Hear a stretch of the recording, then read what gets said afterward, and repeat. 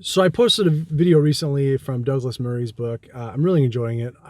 I've got hundreds of bookmarks from the last several books that I read, so I wish I did this more often, but that's what I'm doing in the car, and I want to share with you. It's really disgusting and kind of gross. Some of you might remember it was from 2013. It was a story out of Belgium. And as the title says, it's someone who says, I don't want to be a monster. But to set it up, the discussion in the book is about how culture is moving so fast and we're starting to cancel things at a rate that's just mind-boggling, that a couple things aren't happening. There's not the self-reflection. There's not the self-cynicism of, is what I believe correct? Am I moving in the right direction? Why do I hold the beliefs that I hold?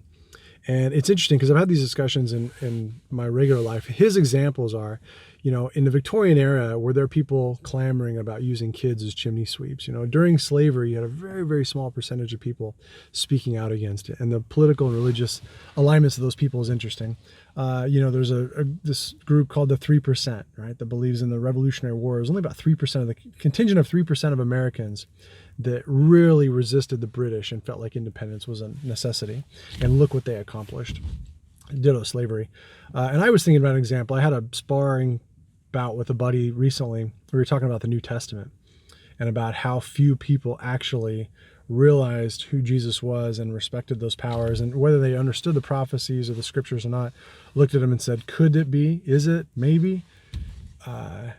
And then even when during the question originally came up, during the arraignment of Christ, would you have voted for Barabbas to be released or Christ? And of course, we all like to say Christ, but there were very few that did. Most of them said Barabbas, Barabbas.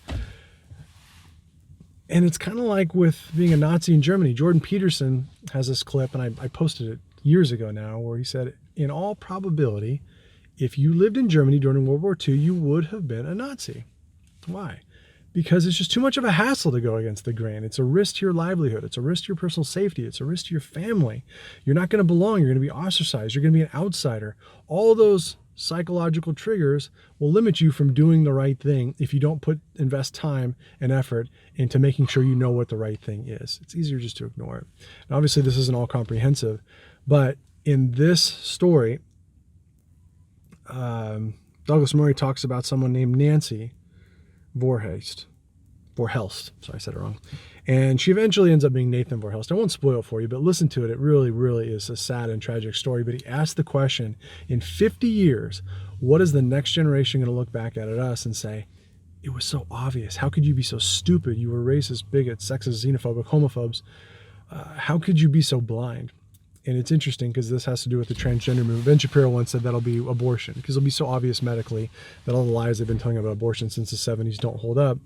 It is a child. It is alive. It's human offspring. It has a beating heart. It doesn't deserve to die. If you believe in, the principles of life, liberty, and the pursuit of happiness, you can't justify doing this out of convenience. Blah, blah. Anyway, the point here is that I interviewed a gentleman named Walt Heyer years ago. He's made the rounds for a while now, but I interviewed him, and I'll link to it. It'll be at the end of this video. And he talked about how he has been through a transition. He's been through a detransition. And the thing that amazed him was so many people rah-rahed him and cheered for him and said, I believe in you and you're doing the right thing. Even his work was so happy about him transitioning from male to female. He goes, but as soon as I was done and I turned myself into a freak, all the clamoring went away. All the ticker tape parade gone. All the support gone. And as soon as I decided to detransition, turn the other way, venom in my direction, nonstop. And he said, they talk about allies all the time. He said, and it was really what they should be saying is the bridge is out. There's nothing there but misery. And my line I use on Medium all the time that upsets people is a transgender ally is someone who tells you that happiness is at the bottom of the cliff. Anyway, listen to the story about Nathan Vorhelst and tell me what else afterwards. First of all, it's shocking and gross, but also tell me at the end of this clip where the person says, I don't want to be a monster anymore. Tell me what you think our culture will be canceled for 50 years from now. What things have I missed? What are the things will I look back and say, how could you have been so stupid when all along the way we were so sure we were right? And not just right, but we were righteous. Enjoy. Every age before this one has performed or permitted acts that to us are morally stupefying. So, unless we have any reason to think we are more reasonable, morally better, or wiser than at any time in the past, it is reasonable to assume there will be some things we are presently doing, possibly while flushed with moral virtue, that our descendants will whistle through their teeth at and say, what the hell were they thinking? It is worth wondering what the blind spots of our age might be. What might we be doing that will be regarded by succeeding generations in the same way we now look on the slave trade or using Victorian children as chimney sweeps? Take the case of Nathan Verhelst, who died in Belgium in September 2013. Nathan had been born a girl and was given the name Nancy by her parents.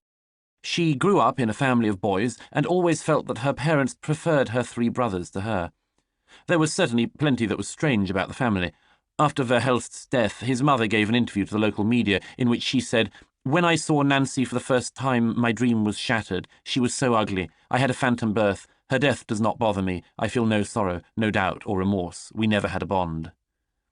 For reasons that this and other comments make clear, Nancy grew up feeling rejected by her parents and at some stage settled on the idea that things might be better if she was a man.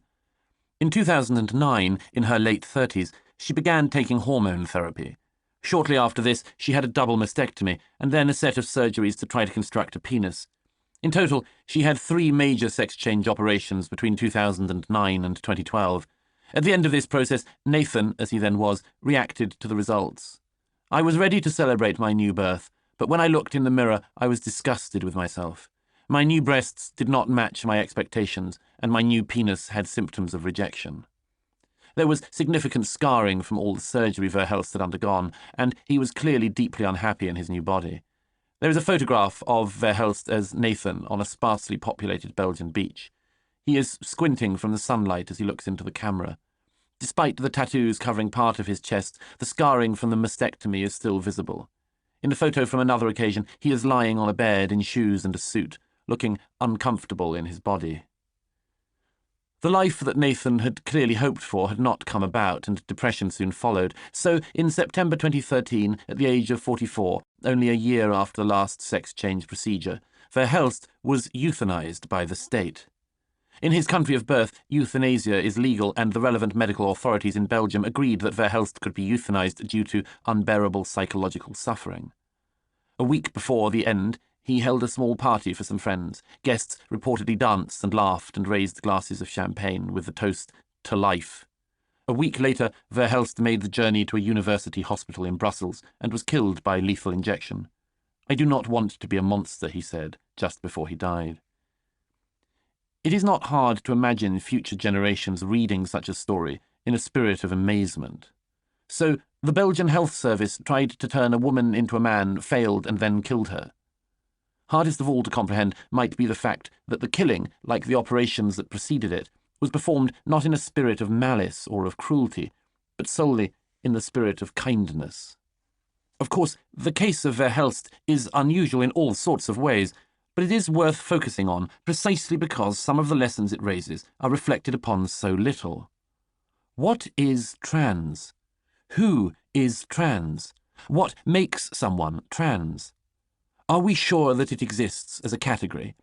And if so, are we certain that attempting to turn somebody physically from one sex to another is always possible, or even the best way to deal with the conundrum this presents? Among all the subjects in this book and all the complex issues of our age, none is so radical in the confusion and assumptions it elicits, and so virulent in the demands it makes, as the subject of trans.